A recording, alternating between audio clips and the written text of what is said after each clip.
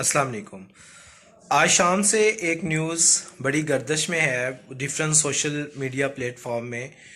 वो ये है कि बिलाल पाशा की जो एक्सीडेंटल डेथ हुई है।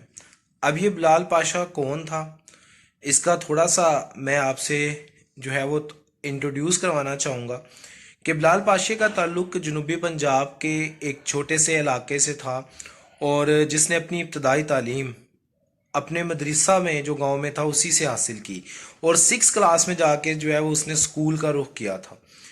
उनके वालिद जो कि बहुत ज़्यादा गरीब थे, लेकिन इसके बावजूद इस लड़के ने ना सिर्फ अपनी तालीम मुकम्मल की मुल्तान और दैन एग्रीकल्चर यूनिवर्सिटी से, और फिर मुख्तलिफ़ किस्म की प्राइवेट जॉब करते हुए इसने जो है वो आखिरकार CSS एग्ज़ाम को पास कर ही लिया, जो कि ना सिर्फ उन नौजवानों के लिए एक बहुत बड़ी जो है वो मिशन थी कि जिनको फॉलो करते हुए बहुत सारे नौजवानों में ये तमन्ना पैदा हुई कि हम भी CSS कर सकते हैं 2021 के बाद, और बहुत सारे लोगों ने इसको फॉलो भी किया और उसके बाद CSS में कामयाबी भी हासिल की।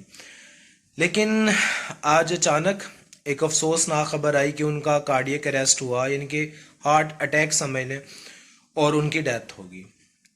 उसके मुतालिक बहुत सारे स्क्रीनशॉट भी मुख्तलिफ़ किस्म के उसके दोस्तों ने शेयर किए हैं, जो कि मैंने पढ़े भी हैं कि बेसिकली उसको जो मसला था वो डिप्रेशन था। डिप्रेशन यानी कि जो नीली बत्ती और ग्रीन बत्ती का ये जो गाड़ियों के ऊपर हमें नज़र आती है और हम उससे बड़े इंस्पायर होते हैं कि एक दिन हम भी इन सीट्स में पहुंचेंगे और फिर हम पहुंचते भी हैं और हमें पहुंचना भी चाहिए। लेकिन एक बात इस चीज़ से ये तय है कि डिप्रेशन एक जानलेवा मर्ज है और इसने ना सिर्फ लाखों अरबों पति लोगों के बेटों की जान ली, जिसमें हालिया मौलाना तारक जमील का बेटा भी शामिल है। इसके साथ साथ वो एक गरीब का बेटा जो बिलाल पाशा है वो भी इसी मर्ज का शिकार था। वो सिर्फ और सिर्फ ये था कि गवर्नमेंट सर्विस में जो उस पर जॉब का प्रेशर था, उस प्रेशर ने ना सिर्फ उसको इस नौबत पर ला खड़ा किया कि उसके थॉट्स अगर देखें तो वो कहता होता था कि I will suicide in near future, लेकिन उसकी नौबत नहीं आई और उसको खुद ही हार्ट अटैक हो गया।